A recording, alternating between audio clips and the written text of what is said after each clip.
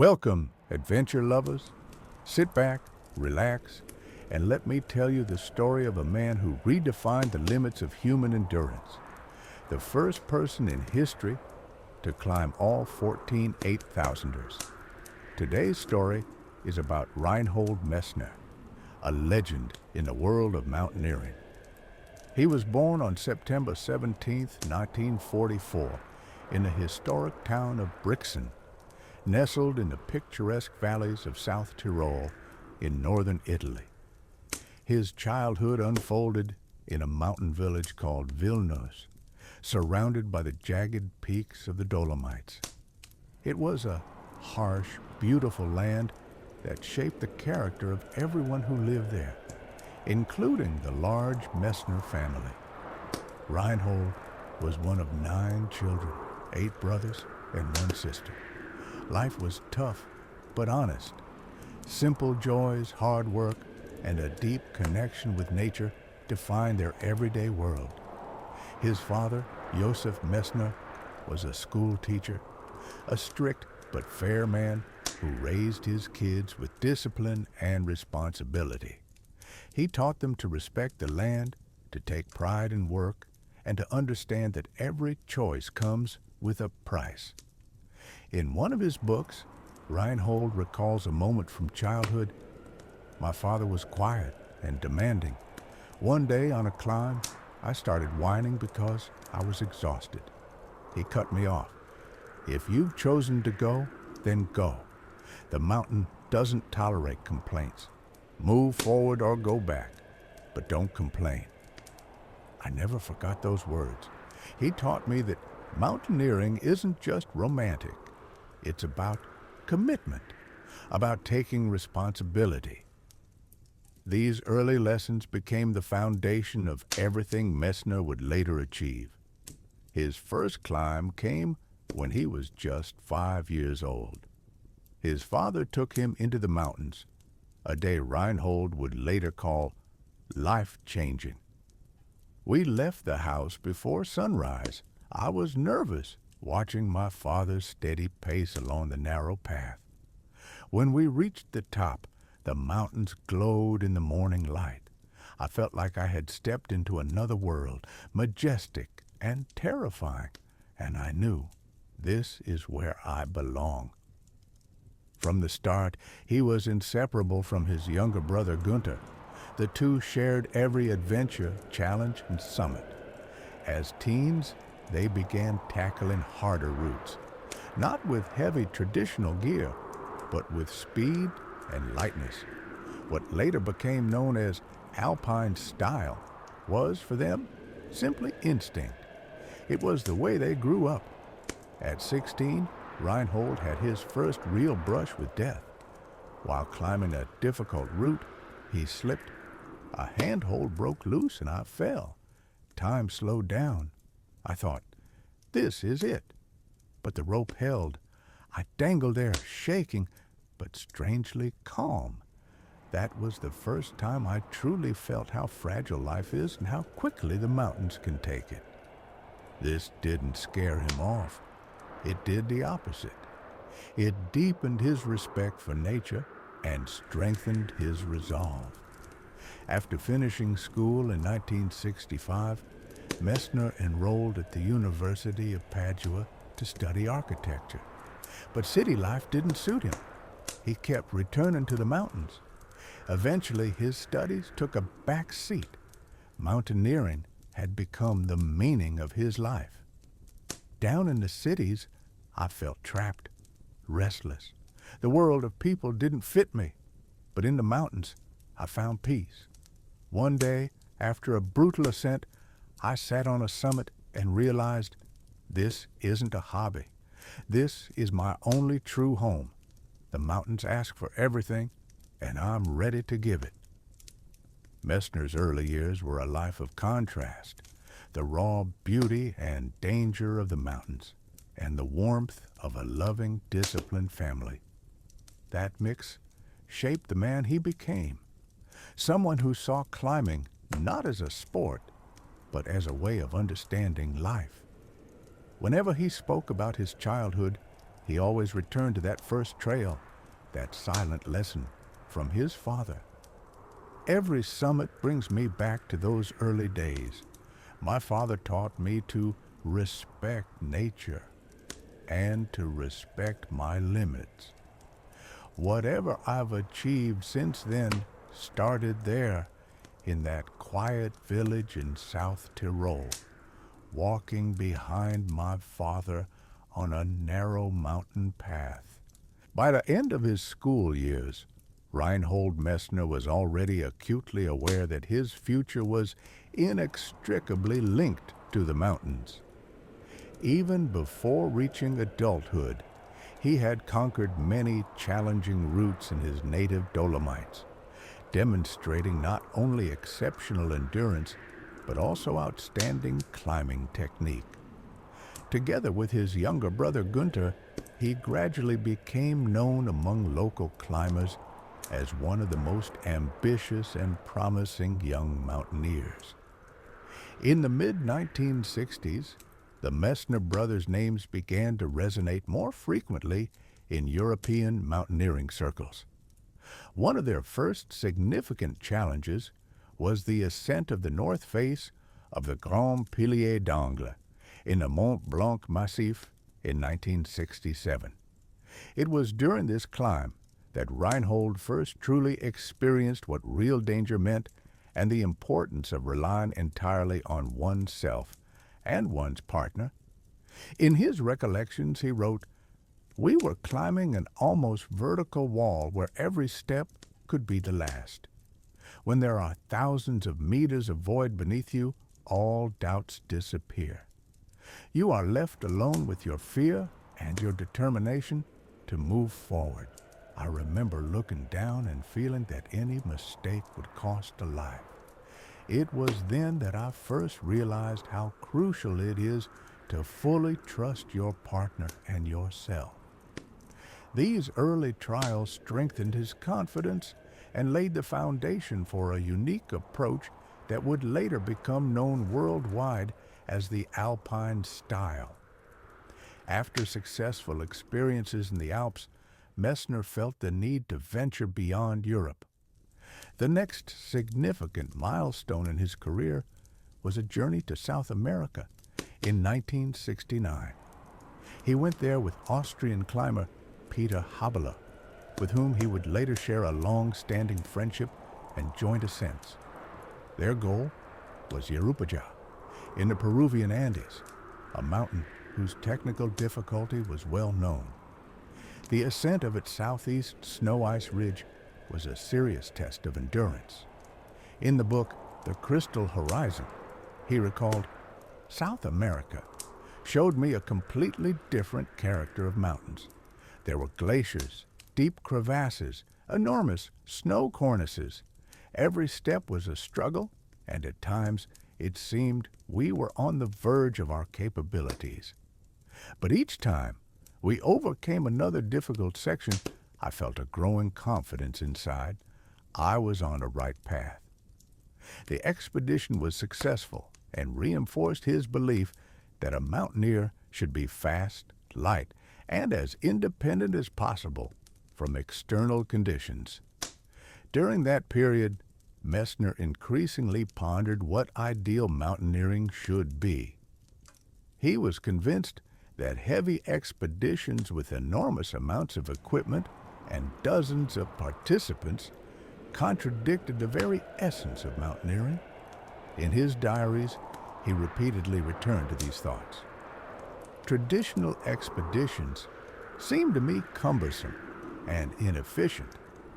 People spent months in base camps, losing precious time and energy. I felt that true mountaineering should be different, fast, light, bold. One should go light, relying only on oneself. Only in this way can a person discover their true limit. Thus, he began to develop his own approach, which would later be called Alpine style, ascents with minimal equipment, without pre-established intermediate camps, and without the use of supplemental oxygen. Returning from South America, Messner began actively promoting this style among European climbers, often facing misunderstanding and criticism. However, he persistently proved his point through action, repeatedly making ascents that previously seemed impossible. One of the brightest confirmations of the effectiveness of alpine style in the early period of his career was the conquest of the north face of Les Drus in the Alps. This was an extremely challenging technical climb that required not only physical preparation, but also exceptionally precise calculation of every movement.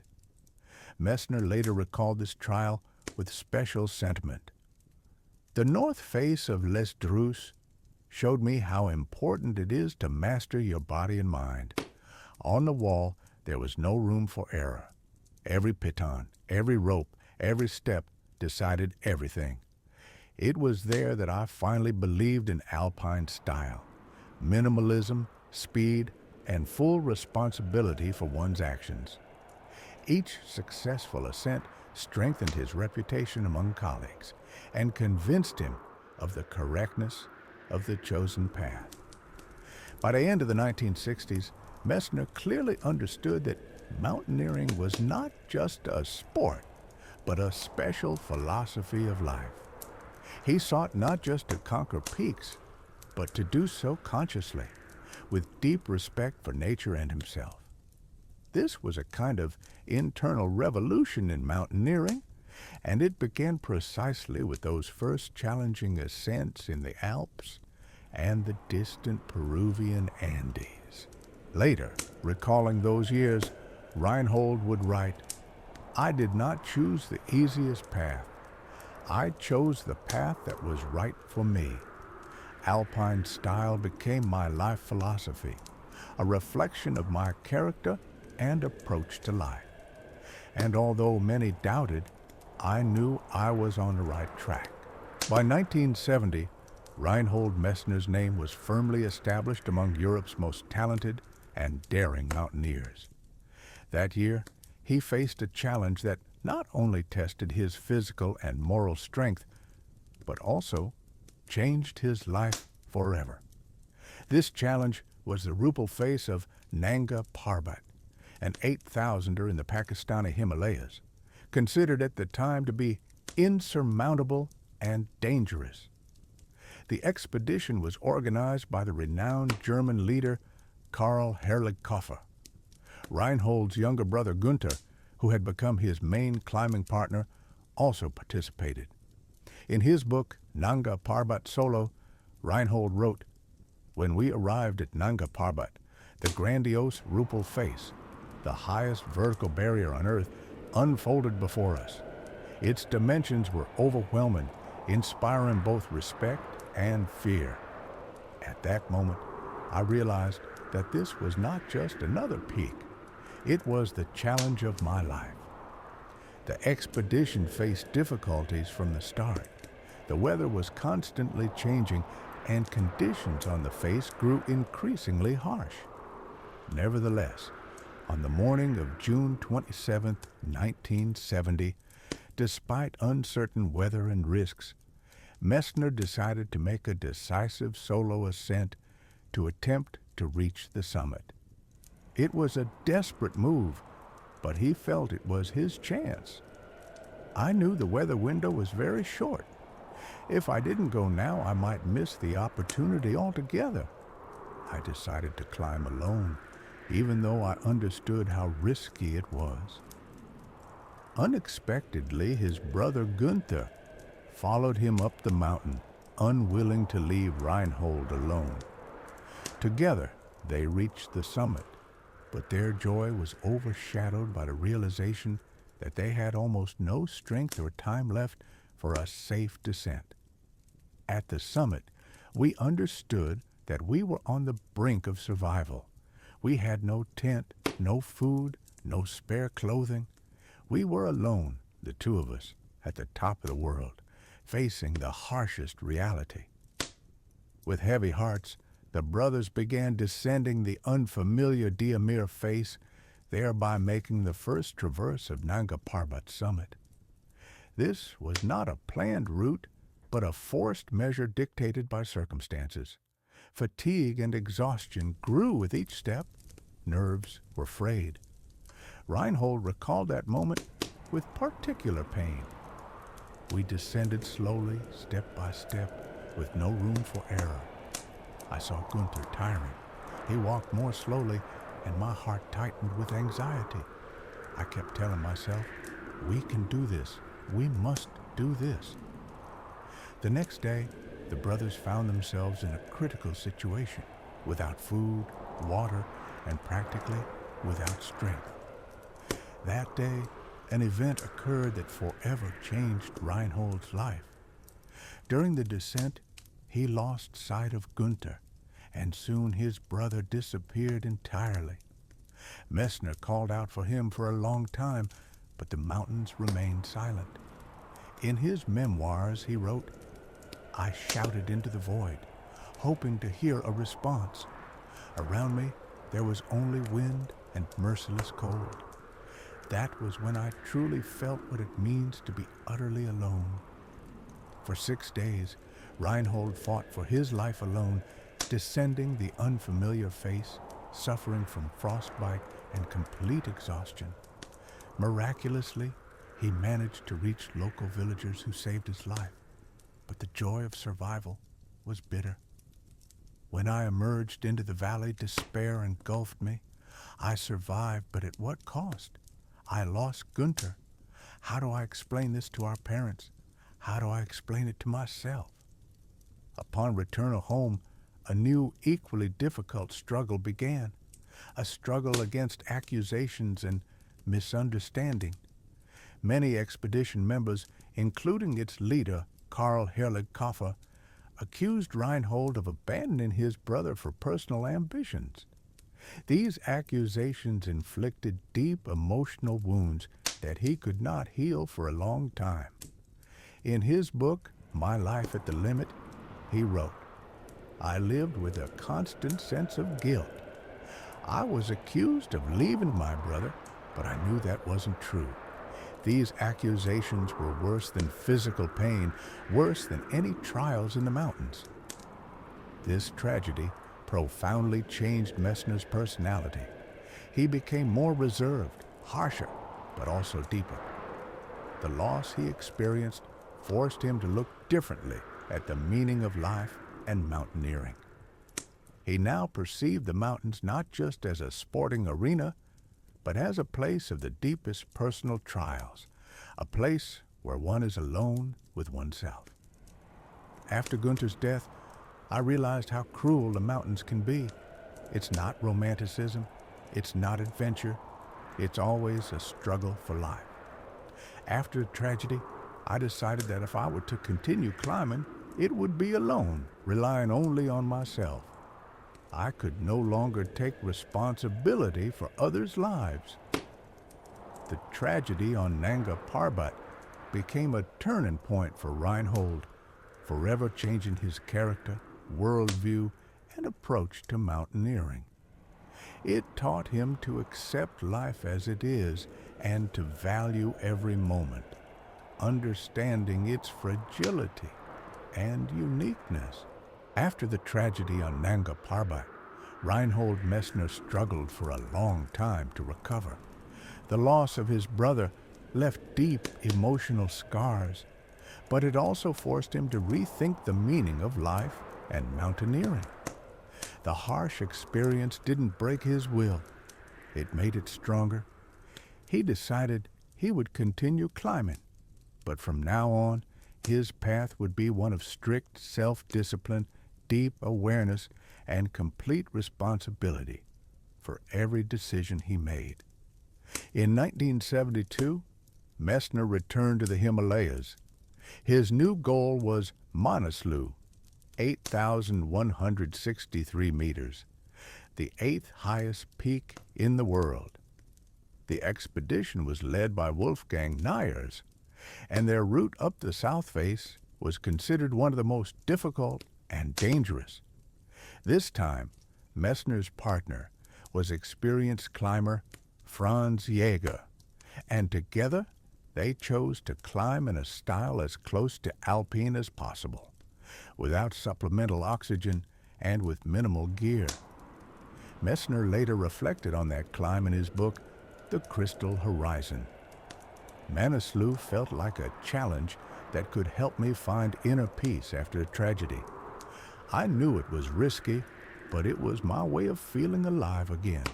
Franz and I chose to go light and fast, trusting only ourselves and our experience. It wasn't just about reaching the summit.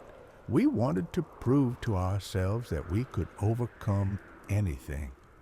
But once again, the mountain proved to be a brutal teacher. During the ascent, a severe storm hit, and Jaeger decided to turn back, while Messner continued upward. That decision ended in tragedy. Franz was caught in a snowstorm and died just a few steps from camp. The loss devastated Messner. When I came down and learned Franz hadn't made it back, something inside me broke. I had lost another partner, once again confronted with the harsh reality of the mountains. It felt like the mountains were testing me. Am I really willing to keep going down this path filled with risk and pain? But despite the grief, I knew I couldn't stop. He understood that Jaeger's death wasn't just a tragic accident, but a stark reminder of how ruthless and unforgiving high-altitude climbing could be. It reaffirmed his belief in the need for absolute awareness and caution. 3 years later, in 1975, Messner set his sights on the Karakoram. His next goal was even more ambitious. Gasherbrum-Pera, also known as Hidden Peak, 8,068 meters. There, alongside Austrian climber Peter Habler, Messner made a bold decision to apply the alpine style fully on a Himalayan 8,000er for the first time. They deliberately rejected the traditional approach. No pre-established routes, no heavy tents, no high-altitude camps, and no bottled oxygen. Messner recalled, "Peter and I decided to climb Hidden Peak as if it were just a high mountain in the Alps. We knew it was risky, but we believed that only by doing it this way could we truly discover what we were capable of." Alpine style meant freedom, speed, and responsibility, and that's exactly what we wanted. The ascent was surprisingly fast. They reached the summit in just 3 days. But behind that speed was an incredible test of physical and mental endurance. Each step grew harder. We moved along a narrow snow ridge where any misstep could be fatal. At night, nearly 8,000 meters high, we lay huddled together, shivering from the cold, trying to stay warm. In those moments, you feel how thin the line between life and death really is. Their success on Hidden Peak marked a revolution in the world of mountaineering. Messner and Habler didn't just summit a Himalayan giant. They changed the way climbers viewed high-altitude expeditions. From that point on, alpine style was no longer an outlier. It became the gold standard for elite climbers around the world. Messner later admitted, "When we descended, I realized that something far greater had happened than just a successful summit. We had proven that a completely new approach to high-altitude climbing was possible. Fast, light, and clean. I finally felt like I had found the style I'd been searching for all my life. But I also understood the cost. Freedom in the mountains demands total focus and total responsibility." For Messner, the years between 1972 and 1975 were a time of profound loss and extraordinary achievement. The trials he faced forged his character even further and deepened his personal philosophy. These years solidified his reputation as a trailblazer and leader in the mountaineering world. setting a new benchmark for those seeking to conquer the planet's highest peaks. Reflecting on those years, he wrote, "I went through tragedies and triumphs, through pain and joy, but I always understood one thing. The mountaineer's path is one of constant testing. Only by confronting your own fears and weaknesses can you begin to truly understand yourself and the world." After his successful ascent of Manaslu and the revolutionary climb of Hidden Peak in alpine style, Reinhold Messner felt ready to take the next major step in his mountaineering career. He believed that the true challenge for a climber wasn't just technical difficulty, it was pushing the physiological limits of the human body. With this in mind, his attention turned to the highest mountain in the world, Everest.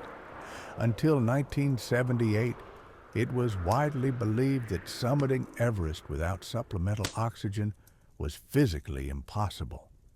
Doctors and scientists insisted that the human body couldn't survive under such extreme conditions.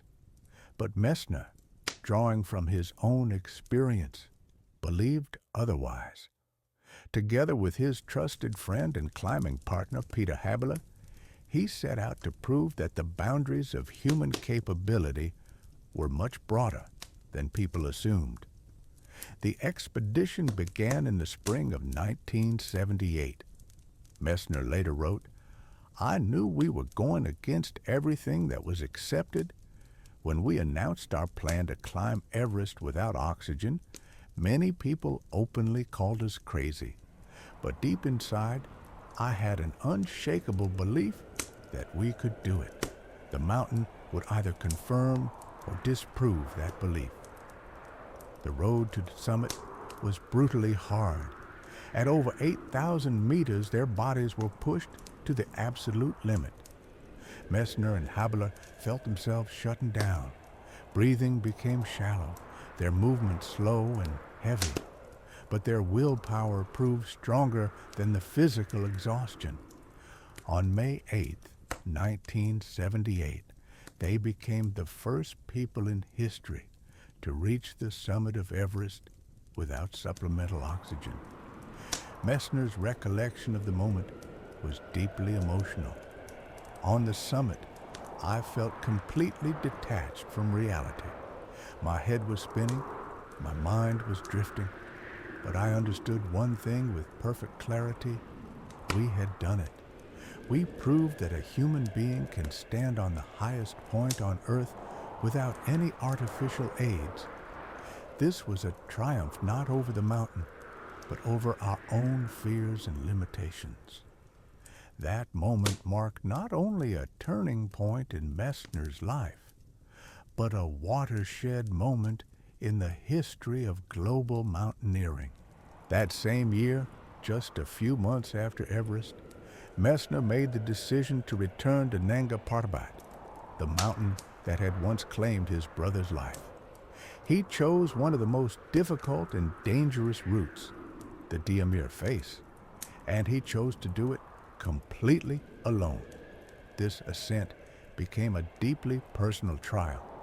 In his book, The Lonely Victory, Nanga Parbat Solo, he recalled, "When I stood beneath Nanga Parbat again, the past rushed back, my brother's face, his voice. I wasn't there for glory or recognition. I came back to confront my fear and maybe finally to overcome it." The climb was brutal. Messner faced constant threats, avalanches, high winds, and overwhelming solitude. But he made it to the summit.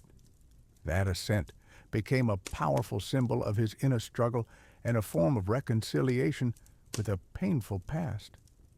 Standing alone on the summit of Nanga Parbat, I finally felt the fear and guilt lift.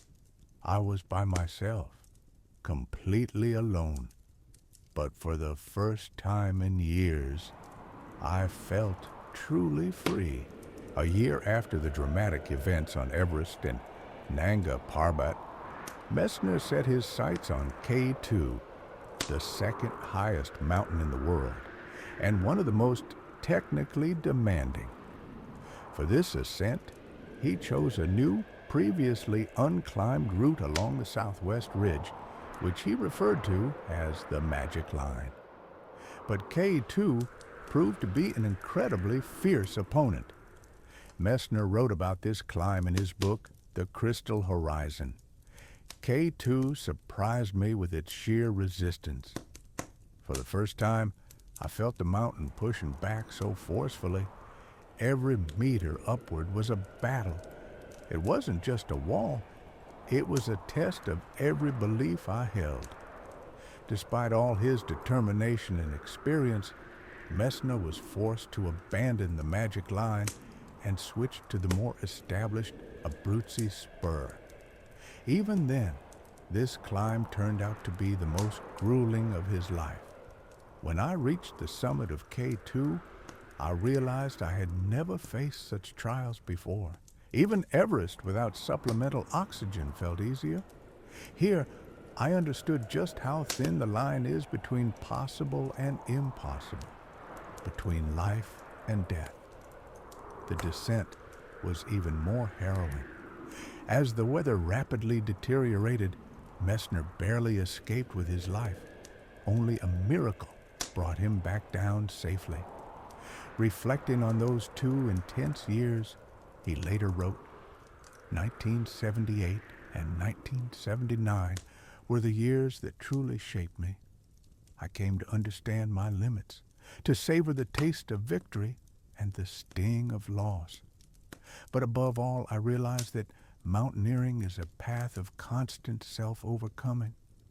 Every step upward was a step toward a deeper understanding of life and of myself. These experiences solidified Messner's reputation not just as someone who conquered peaks, but as a man who continually pushed the boundaries of what's possible. By the beginning of 1980, Reinhold Messner had already earned a reputation as the man who could do the impossible. After he and Peter Habeler became the first to summit Everest without supplemental oxygen in 1978, many believed he had reached the peak of his abilities. But for Messner, it was only the beginning. Now, he was drawn to an even bolder challenge, to climb Everest completely alone without oxygen or support, and during the peak of the monsoon season, when even thinking about a summit attempt seemed like madness. The idea hadn't come to him immediately. At first, it was just a vague notion that crossed his mind during the first Everest climb. But gradually, it grew into an obsession he couldn't shake. Messner recalled in his book, The Crystal Horizon, "After my first ascent of Everest, I couldn't let go of the feeling that my real goal still lay ahead. I felt unfinished, as though I hadn't completed what I had started. What I wanted was solitude, total autonomy, and complete responsibility. I needed to truly test myself, to push beyond the accepted limits." The decision to attempt Everest solo during the monsoon wasn't random. Japanese climber Naomi Uemura had announced plans to attempt a solo winter ascent in 1980 to 81. Messner realized that if he didn't act now, he might lose the chance to be first. But more important to him than being first was the opportunity to face the mountain in the most extreme conditions, to feel the true edge of human capability. Messner knew the risks. During the monsoon season, the Himalayas are nearly impassable. Constant snowfall, avalanches, hurricane-force winds, and wildly unpredictable weather can destroy any expedition or take lives. Friends and loved ones begged him not to go, insisting the danger was too great and no achievement was worth such a gamble. But his response was always the same: "I know I might not return." But if I don't try, I'll never forgive myself for not going all the way. I accept the risks because only there, on the summit, alone and in the storm, can I truly discover who I am. His preparation for the expedition was intense and meticulous. Alongside his partner, Nana Holguin, he arrived early in Tibet to begin a long and difficult acclimatization process. They established base camp and made repeated ascents to altitudes of 6,000 to 7,000 meters to condition his body to the high altitude extremes. He also aimed to reduce his gear to the absolute minimum. In his book, he explained, "When you're alone on a mountain, you can't afford anything unnecessary. Every extra item costs energy. In solo climbing, you rely entirely on yourself. That's why minimalism became my core principle. But preparation wasn't just physical or technical. It was psychological above all. Messner spent long periods in solitude, mentally rehearsing scenarios he might face on the mountain. He visualized every danger, imagined the worst-case outcomes, and trained himself to stay calm. I knew the real battle wasn't in my muscles or lungs. It was in my head. The fear of solitude, of death, of weakness, that's what I had to conquer. Mental preparation was even more important than physical training. While waiting for a weather window, he studied the history of previous Everest attempts, analyzing the mistakes of others and learning from their experience to avoid repeating their tragedies. Yet he also knew that no amount of preparation could eliminate the risk entirely. You can be 99% ready, but the last 1% is always unpredictable. And it's that final 1% that makes the climb a true challenge. A few days before his departure, the weather stabilized slightly, and he made his final decision. In those last hours before setting out, he felt a strange calm settle over him. Right before I started, there was a deep silence inside me. No panic, no rush. I just knew this was my path, and I had to walk it to the end, whatever that end might be. It was in that moment of quiet resolve that he fully grasped the magnitude of what lay ahead. Not just a mountain, but the ultimate test of his identity and spirit. I realized that this was the most important trial of my life. This wasn't just a mountain. It was my inner battlefield. I didn't need to prove anything to the world. I needed to prove to myself that a human being can endure anything, even complete isolation on the edge of what's possible. And with that understanding, with a deep internal certainty, he took his first solo step onto Everest, facing the greatest challenge of his life. Everest is the highest point on Earth, and at the same time, one of the most unpredictable. In August, during the peak of the monsoon season, it becomes an impregnable fortress, surrounded by storms, avalanches, and relentless snowfall. Any attempt to summit during this time was considered madness. But it was exactly this kind of challenge Reinhold Messner needed, to confront himself at the very limits of human possibility. After weeks of acclimatization at base camp and a long wait for the weather to improve, Messner felt it was time. The forecast wasn't favorable, more like the lesser evil in an ocean of instability. In one interview, he recalled, "I knew this weather window could close at any moment. I wasn't waiting for good weather. I was waiting for a chance. It wasn't the ideal moment, but it was the only one. And if I didn't go then, I might never go." On August 14th, he left the base camp in Tibet and began to climb via the northern route. Behind him was Nana Holgen, his partner, staying below. Ahead, solitude, danger, and the summit. He refused all external support. No oxygen tanks, no porters, no pre-established camps. Just himself, his backpack, an ice axe, and the relentless white silence of the Himalayas.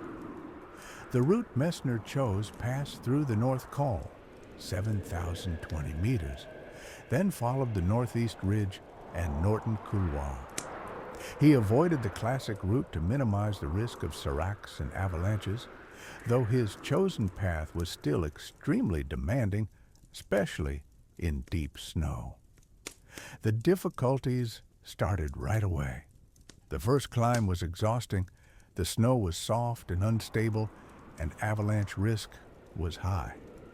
Messner wrote, "I sank to my knees, then my waist. Each step was like a struggle against thick syrup. I had to break trail, yanking my legs free as if from quicksand. I moved slowly, like in a nightmare.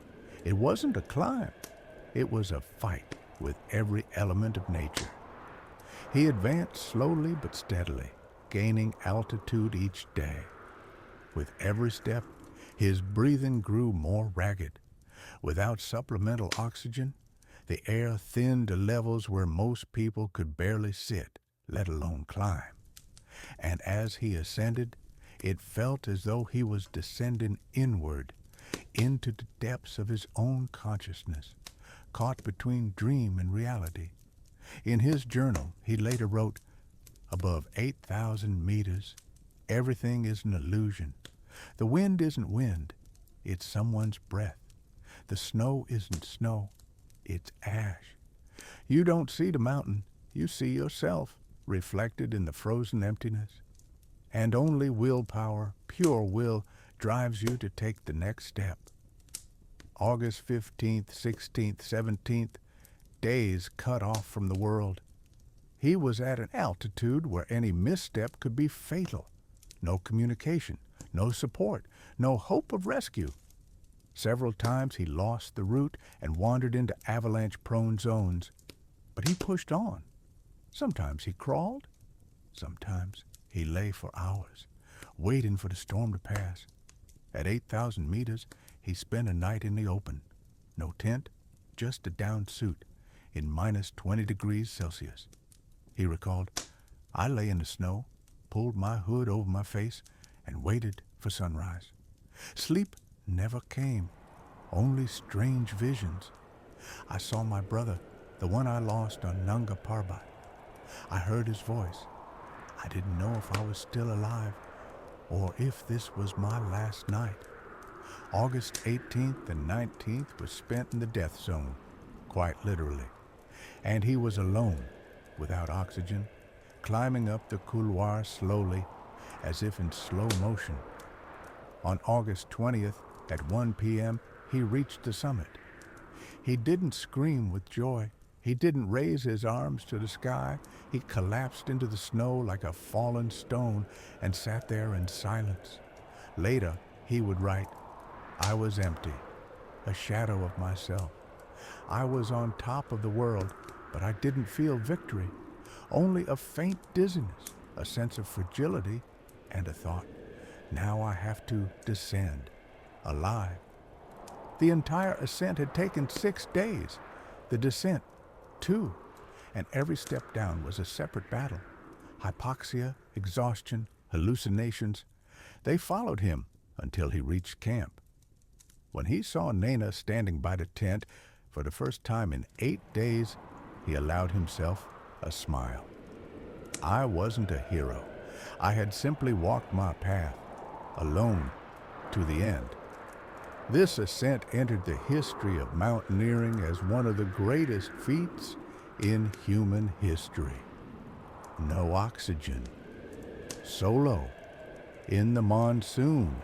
In Reinhold Messner's solo ascent of Everest in August 1980, the true climax did not come when he stood on the summit, but much earlier, when he came face to face with the limits of human possibility. The mere fact that he reached the roof of the world in the middle of the monsoon season, without oxygen, without support, without fixed ropes, was the final chord in a series of nearly superhuman trials. At around 7,800 meters, Messner entered a zone of constant danger. This wasn't just physical exhaustion. It was a battle with a reality that began to blur and crumble. He would later write, "From 8,000 meters on, I stopped feeling like I was on Earth. Everything disappeared. There was only me and the white wall in front of my eyes. Even my own movements felt foreign.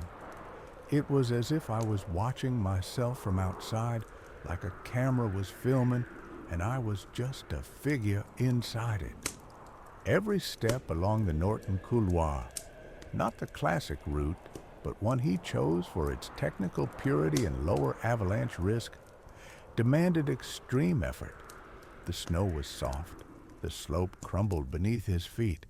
At times, he had to crawl on all fours, digging his fingers into the crust, trying not to fall. Avalanches thundered in nearby couloirs, and even when they didn't pose a direct threat, every sound felt fatal. Every time I heard the roar of an avalanche, my stomach clenched. I froze, pressed myself into the slope, hoping it wasn't my couloir. It wasn't fear in the usual sense. It was instinct. It said, "Stop." But another voice, the voice of will, whispered, "Go," and I went. Overestimating one's strength in conditions where no one can help, that's the most terrifying thing. He moved slowly, too slowly. At some point, he realized he wouldn't be able to make camp before nightfall. At around 8,200 meters, with no tent and no sleeping bag, he simply curled up in the snow. The temperature dropped to minus 25 degrees Celsius. Wind tore at his hood. His face froze, but he kept breathing. I lay down in the snow and covered myself with myself. There were no more thoughts, no more time, only breath. I heard it like a drumbeat in the void, slow, calm, and then everything vanished. Later, he admitted that he didn't sleep. It was a state of semi-sleep, half coma. He couldn't feel his feet. His hands felt like they belonged to someone else. At one point, he thought he was talking to his brother Gunther. I heard his voice. He told me, "You must keep going." I don't know if it was a hallucination or if I really heard him, but it gave me strength. I stood up as if resurrected. The final stretch from camp to summit was not just the climax of a climb, but of his inner transformation. The air grew thinner, his mind less coherent. At 8,500 meters, he completely lost sensation in his legs. Walking became a mechanical ritual. Place foot, shift weight, step, then again and again. I didn't know how much time had passed. I didn't even know if I was still climbing. I was just moving. It was like meditating at the edge of death. My mind stopped registering fatigue. It focused on only one thing, maintaining direction. Everything else disappeared. Closer to the summit, the weather began to turn. The wind rose from the southwest. Clouds were rising from below, a rare sign. That meant a storm was coming, and he had almost no time left. I knew I couldn't linger on the summit. The storm might catch me on the descent. But I had to get there, even if just for a second, to know it wasn't a dream, that I was there. On August 20th, 1980, at 1 p.m., Reinhold Messner reached the summit of Everest. He became the first person in history to do so entirely alone, without oxygen, without support, in the middle of monsoon season. But on the summit, he felt no triumph. I felt nothing, no joy, no fear. I just sat in the snow, collapsed, heavy as a stone. The world stood still.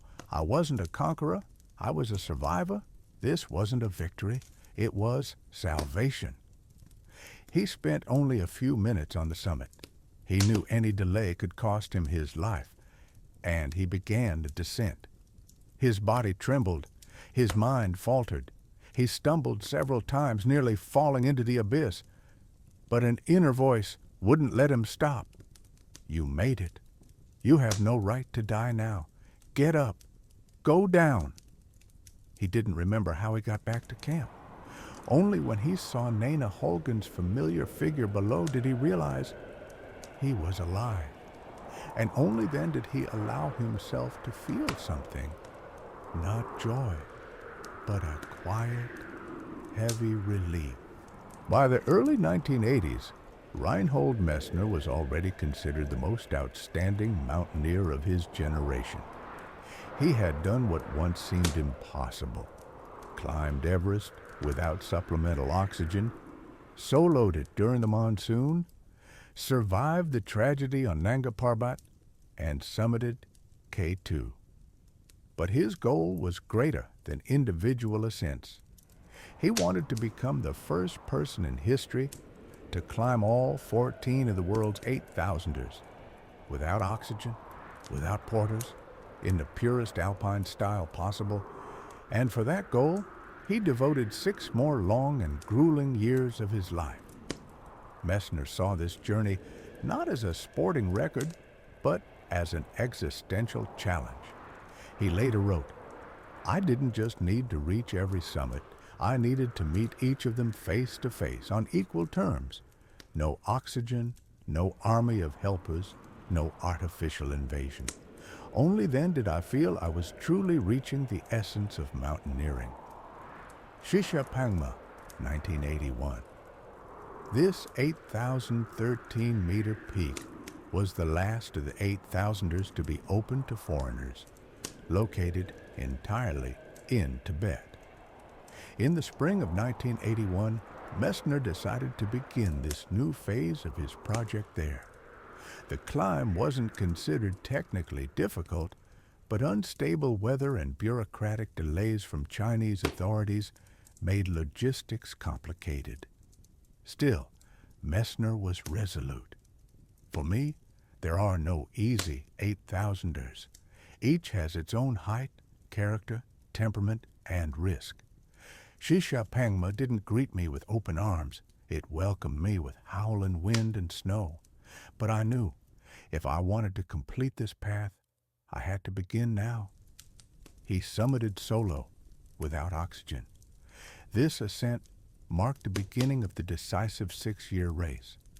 Kangchenjunga, Gasherbrum II, and Broad Peak, 1982. 1982 was one of the most productive and challenging years of Messner's career.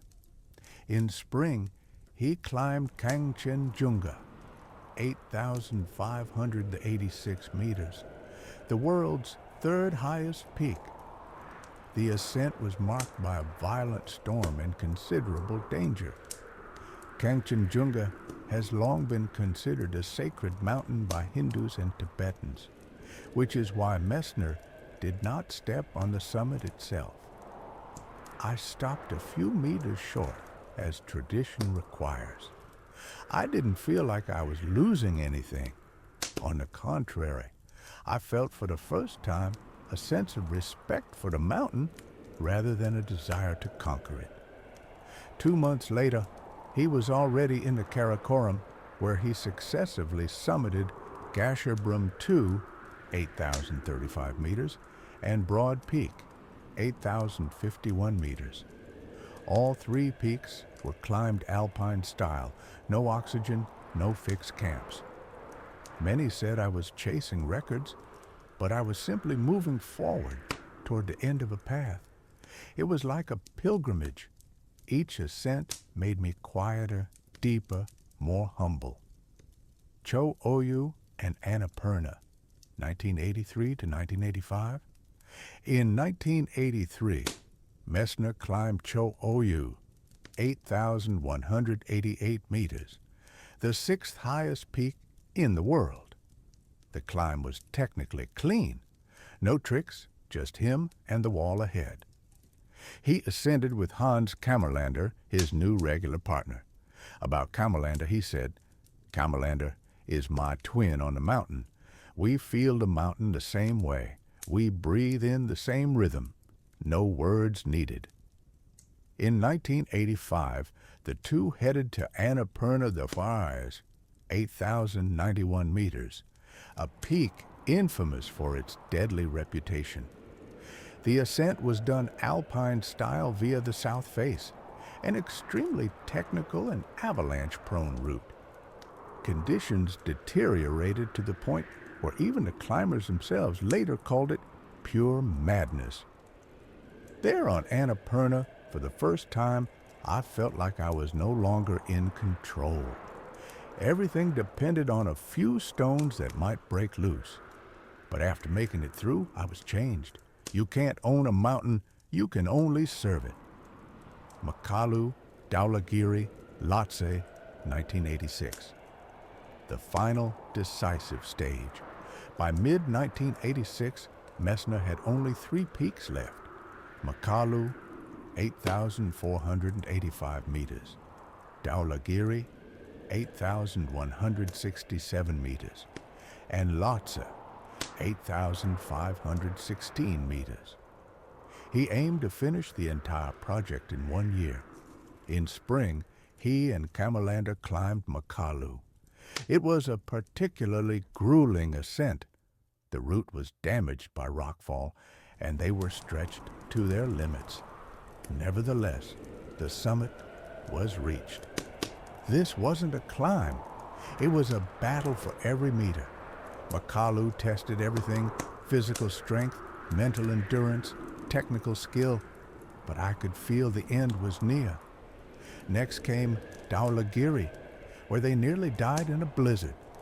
At one point, in zero visibility, Messner found himself on the edge of a cornice and barely avoided falling. Later he said, "Dhaulagiri taught me respect. I thought I was ready for anything. She showed me that nothing is guaranteed." Finally, in October 1986, Lhotse, the last of the 14. The climb was successful. On the summit, Messner stood in silence. I didn't feel euphoria. I felt peace. This wasn't an ending. It was the beginning of something new. I had gone through everything and come back whole, changed, real. After summiting Lhotse, Reinhold Messner became the first person to climb all 14 8,000ers. Not a single one was climbed with supplemental oxygen. Most were done in alpine style. He didn't just reach a goal. He transformed the very nature of mountaineering, turning it from a sport into a path of self-discovery and spiritual transcendence. Reinhold Messner climbed all 14 8,000ers, was the first to cross Everest's death zone without supplemental oxygen, survived a solo traverse of Nanga Parbat, and later crossed Antarctica and the Gobi Desert on foot. But if you ask Messner himself what his greatest achievement is, he won't name a single summit. Because for him, mountaineering was never about sport or collecting peaks. It was something much deeper. The mountains are not an arena where I win. They are a mirror in which I see my true self. They don't forgive, don't praise, and don't punish. They just are. And you alone decide who you will be, a person or a shadow. From the beginning, Messner rejected the notion of mountaineering as a sport. He never accepted the race to be the first, the fastest, or the strongest. For him, the true value of climbing lay in testing oneself, not in competing with others. He often emphasized, mountaineering is not a sport, it's an art. And like art, it's not about victory, but expression. It's about how you do it, with what respect, with what honesty. If you climb a mountain with oxygen, ropes, and a crowd of porters, You're not a climber. You're a tourist. Messner has been, and remains, a fierce critic of commercial expeditions, particularly the mass ascents of Everest, which he described as a packaged attraction. There are more people on Everest today than on the main street of Kathmandu. That's not a climb. It's a circus. Everyone thinks an oxygen bottle and a Sherpa make them a hero. But the summit is not the result. It's the journey. If you haven't lived that journey fully, with pain, fear, and silence, you've understood nothing. Messner's philosophy found its purest expression in what became known as the alpine style. Climbing without fixed camps, without support, without ropes, without oxygen. Just a backpack, an ice axe, and the will to keep going. He saw this not as a technique, but as an ethical choice. Alpine style is purity. You either climb as a human being or you build a fixed road up the mountain. Only on a solo, clean expedition are you truly alone with yourself. Only then do you discover who you really are. This wasn't posturing or defiance. It was his inner rule. He was willing to endure pain, cold, and hunger, but never willing to lie to himself. He wrote, "I often stood on the edge, sometimes just 2 centimeters from the abyss. But I never told myself I did this for glory. I climbed because I couldn't not climb, because in that extremity, I found myself." One of the central themes of Messner's philosophy is solitude. For him, solo climbing wasn't isolation from the world. It was a way to be completely honest and focused. He believed that only alone can you truly hear your inner voice. When you climb alone, there's no one to hide behind. You are responsible for every step, every decision, and if you make a mistake, you fall. If not, you grow. He called solitude the highest form of responsibility. For Messner, a solo ascent was meditation in motion, an act of profound spiritual work. In his books, he often described states that today might be called transcendental, detachment from the external world, merging with the environment, a sense of connection to something greater than the self. In the mountains, I often stopped being myself. Fear disappeared. Ego disappeared. Only the hunger for movement remained, the rhythm of breath, and the white light all around me. Those were the purest moments of my life. For Messner, mountains weren't just a backdrop. He saw them as living entities, worthy of respect, dialogue, even reverence. He wrote, "The mountain is not an object. It's a companion. It speaks to you when you stand on its slope. It doesn't shout. It whispers. And if you can't hear it, you'll never understand why you're there." He became an outspoken defender of nature, fighting against the industrialization of the Himalayas, opposing road construction and helicopter use in climbing zones. For him, it wasn't just environmental destruction. It was the erasure of the mountain spirit. If you come to the mountains to conquer them, you've already lost. You must come to be with them, to become a part of them. Only then are you worthy of being there. After completing his high-altitude climbing career, Messner didn't fade away. He kept exploring, walking across Antarctica, the Gobi Desert, and Greenland. He wrote books, made films, gave lectures. He founded a series of museums in South Tyrol, the Messner Mountain Museums, to share the philosophy of the mountains with future generations. I don't want people to look at my climbs as feats.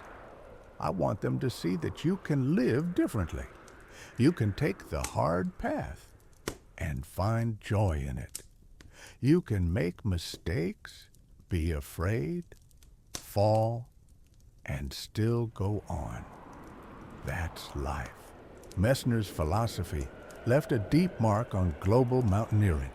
He changed the very meaning of being a climber, rejecting mass ascents, commercialization, and technical excess in favor of inner depth, honesty, and freedom. His style, his approach to the mountains, they weren't a formula. They were an invitation to reflect. He didn't teach people how to climb. He showed them how to live with intention. I always went where I was afraid, and there I found freedom. Reinhold Messner was always seen as a man of stone, firm, reserved, and restrained. His climbs were stories of survival, solitude, and silence. And yet, behind this image of a lone hero stood a complex, vulnerable, and very much alive human being. There was more to Messner's life than just mountains. Love, friendship, and loss also shaped the strength that carried him to the summits. The mountains didn't teach me how to love, but only in them did I learn what it means to lose, and that's when I became capable of truly feeling. One person held a unique place in Messner's personal life, his younger brother, Gunther. He wasn't just his partner on their first Himalayan expedition, but also his spiritual companion through childhood and youth. Their bond was so strong that after Gunther's death on Nanga Parbat in 1970, Messner was never able to fully recover emotionally. He wrote, "With Gunther, I lost more than a brother. I lost part of myself. After him, I went to the mountains not just for the goal, but to hear his footsteps behind me, even though I knew they would never sound again."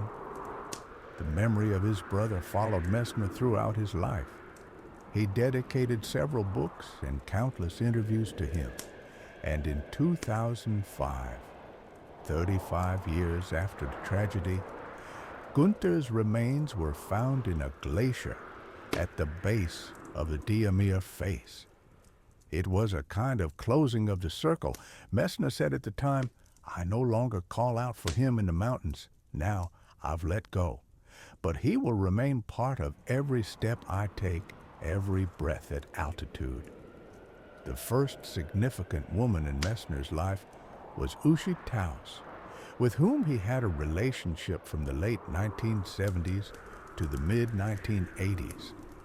She traveled with him, supported him through expeditions, and stayed close during injuries and disappointments. But their bond couldn't withstand the constant distance and growing emotional rift. Messner spoke about it with calm honesty. "Uschi was light, but I was shadow. My mountains overshadowed everything around me. That wasn't fair. I was there in body, but not in soul. And maybe she felt that before I did." Later, Nana Holgen came into his life, an American traveler who became not just a companion in expeditions, but a quiet anchor in his personal life. It was with her that he prepared for his solo ascent of Everest in 1980. She remained at base camp while he ascended alone into the monsoon sky. After returning, he confessed, "If not for Nana, I wouldn't have survived. I climbed knowing that someone down there was waiting, not because I was a hero, just because I was me, and that was enough." In that relationship, one of Messner's most important traits became clear: the ability to be with someone without losing his freedom. He always remained a loner, but with age, he learned to be more attentive, grateful, and tender. In one interview, he said, "Love is not dependency. It's the ability to be yourself and still be with someone. In the mountains, I am alone. But when I come down, I want to see the eyes of someone who knows what I've been through and simply be beside them in silence." Later in life, Sabrina Buhler entered his world, a historian and the woman who would become his wife. This relationship brought more maturity, calm, and even humor. She wasn't from the mountaineering world, but supported him in everything. Together, they raised children. In an interview, Messner once admitted, "I spent my life on the edge, but my true summit was the home, a place I could return to, not just physically, but with my soul." Messner is the father of 3 children. Though he was raised in a strict, disciplined family, he tried to give his own children what he lacked in youth: warmth, trust, and freedom to choose. I don't push them toward the mountains.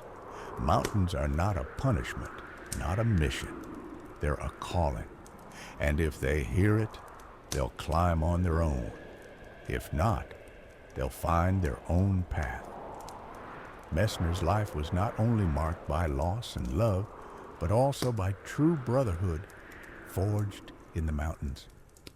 One of those closest to him was Peter Habeler, the Austrian climber, with whom he made the first oxygen-free ascent of Everest in 1978. Their approach to climbing was nearly identical. Peter and I didn't talk. We just breathed in the same rhythm.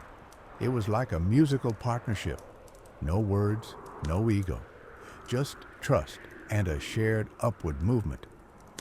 Another key figure was Hans Kammerlander, his partner in later climbs, including Dhaulagiri and Lhotse.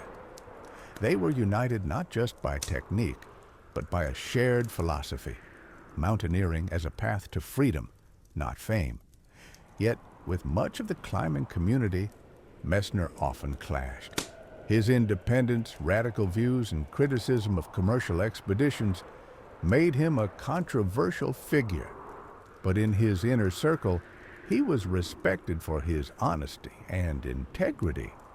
"I never aimed to please everyone. I just told the truth. And the truth is rarely convenient." Personal relationships softened Messner over time.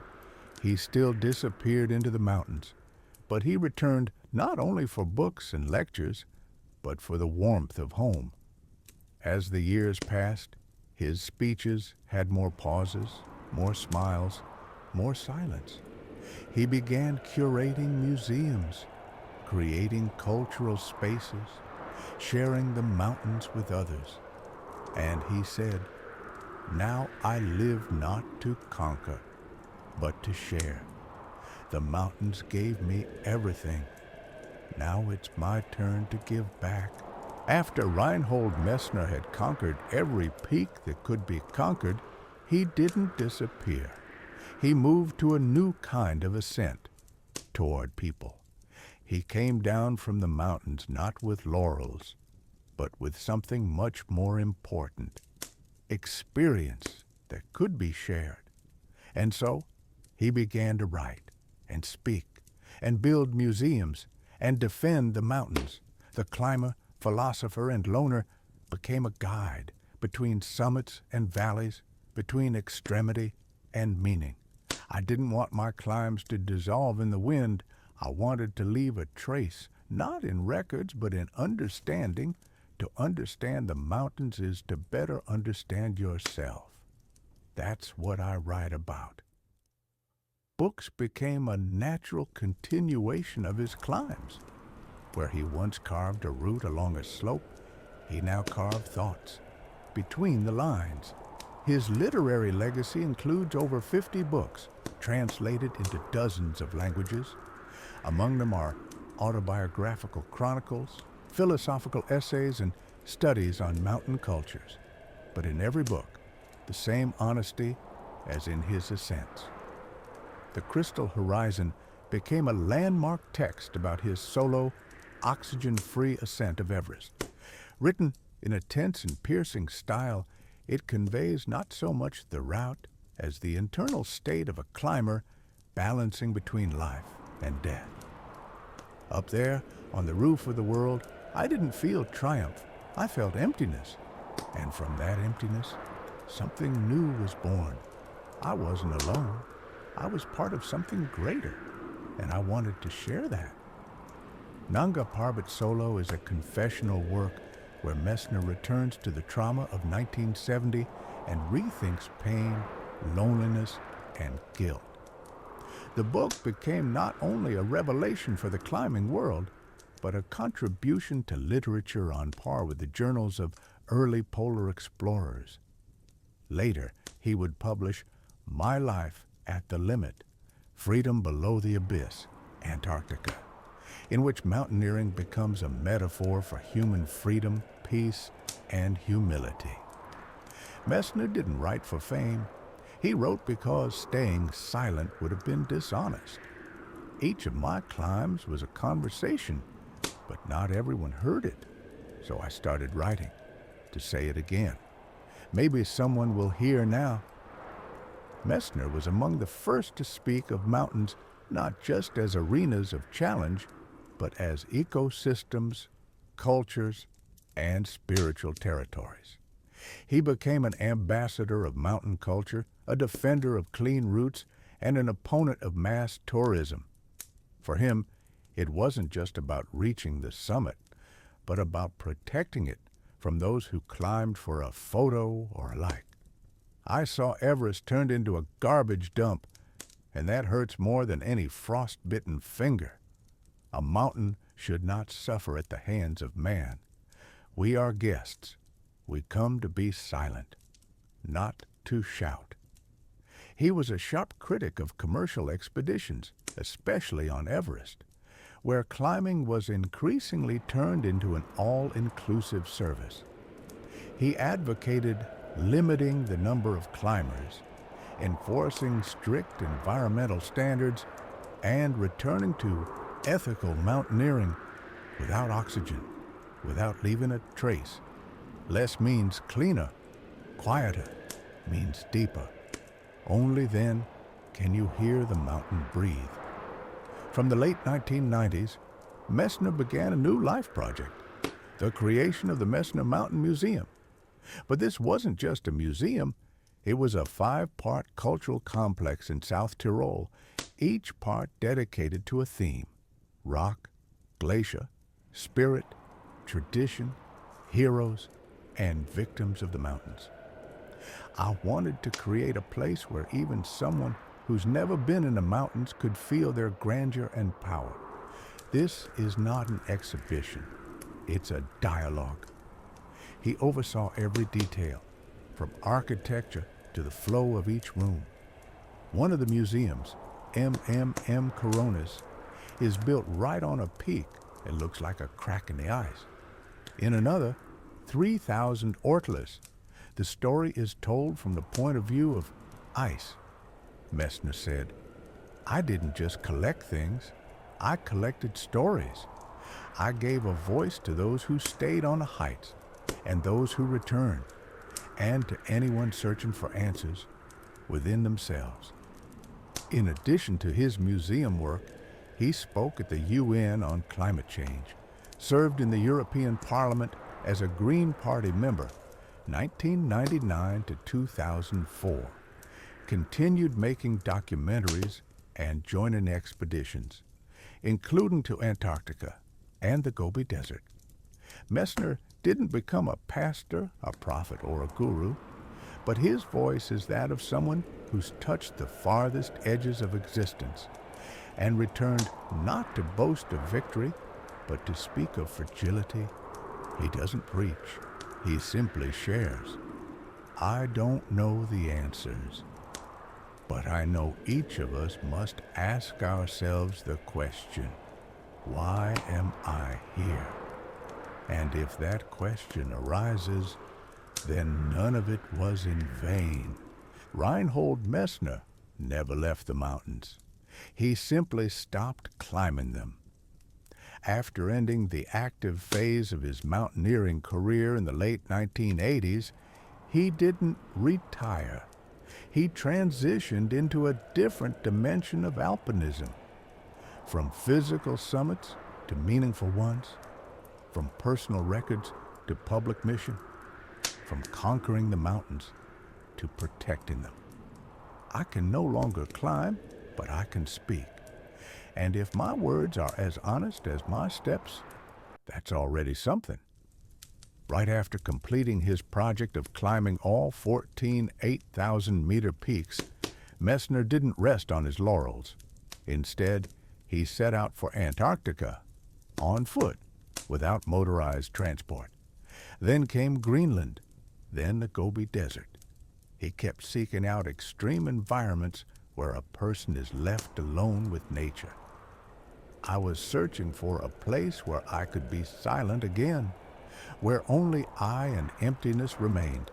The mountains gave me that, then the ice, then the sand. The essence wasn't the landscape, it was the silence within.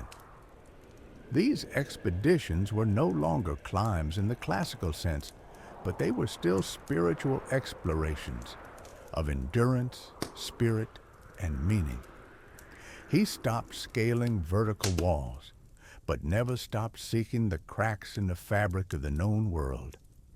Since the late 1990s, Messner began building what would become his cultural legacy, the Messner Mountain Museum.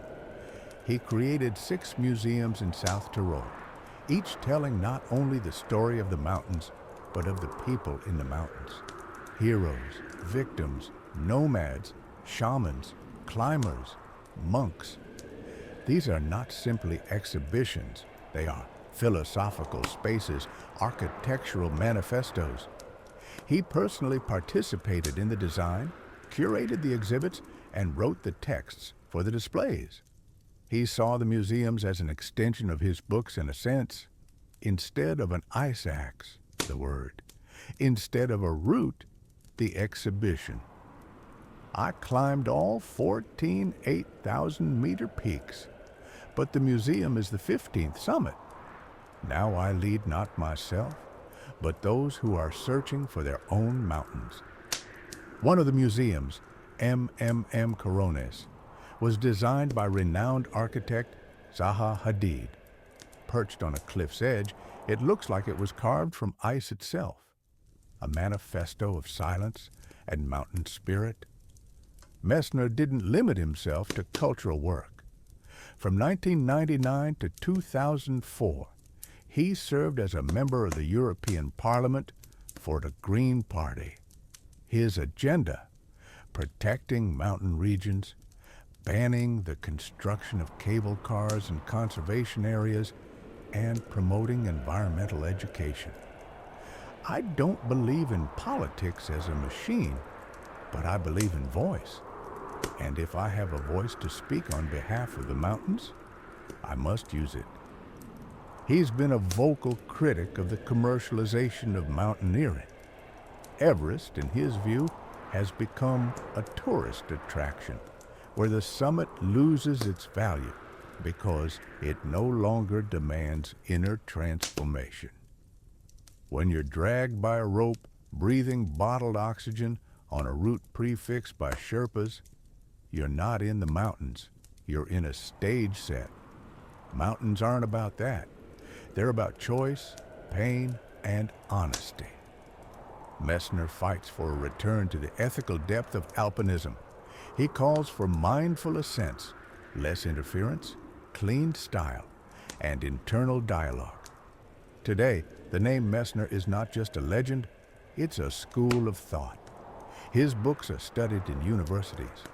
His museum is part of Italy's cultural heritage. His style has become a benchmark for generations of climbers searching for meaning, not medals. He inspired legendary alpinists such as Ueli Steck, Tommy Caldwell, Simone Moro, and Kilian Jornet. Many have named Messner as their guiding light, not for technique, but for philosophy. I wasn't the best climber, not the fastest, but I was honest. And if even one young alpinist climbs a mountain for himself, not for the photo, then I didn't live in vain. Messner has received hundreds of awards, including the Palais d'Or Lifetime Achievement Award, 2010, as well as national honors for his contributions to culture and nature. But he has always emphasized, don't reward me. Reward the mountains for being patient with me, for letting me return. Today, Reinhold Messner is more than a name. He's a paradigm. He didn't just expand the limits of the possible, he redefined the very nature of ascent. He showed that mountaineering is not a path upward, but a path inward. That a summit is not a point on a map, but a point of departure from which true understanding begins. I don't want people to follow in my footsteps. I want them to find their own mountains, and when they get there, to stay for a while, in silence, to look, and to listen what remains when the summits are behind you. Reinhold Messner's life has had everything: glory, pain, solitude, and recognition. He lost loved ones, stood at the edge of death, challenged the limits of the possible, and redefined what it means to be a human in the mountains. But when asked what this life meant to him, he doesn't talk about records or routes. He speaks about the path, full, honest, and hard. I didn't count summits, I counted steps, and every step was a decision, to go on or to turn back.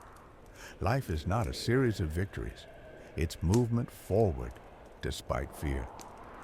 The first, and perhaps the most important lesson Messner shares, is the courage to be yourself, even if it contradicts the world's expectations. He always chose solo routes, rejected crowds, criticized the conquest industry, and went where fear was real. When I stood at the base of Everest in the monsoon, I knew I might not come back. But if I stayed below, I would have lost something far greater. I would have lost myself. He learned to accept solitude, not as isolation, but as the deepest form of focus and honesty. In the mountains, he met himself without filters, no audience, no likes, no support, just him and the void. And in that, true strength. If you're not afraid to be alone, you're no longer afraid of anything, because the greatest fear in life isn't falling, it's going unnoticed by your own self. The second lesson is respect for nature. For Messner, mountains were never targets. He didn't conquer them. He entered them like a pilgrim, with reverence, ready to listen. He believed the act of climbing should be ecological, not just in terms of waste, but in terms of inner noise. The mountain only speaks to those who come not with a megaphone, but with silence. You don't conquer it, you earn its gaze. The third lesson is the limitation of time. He always knew he wasn't eternal.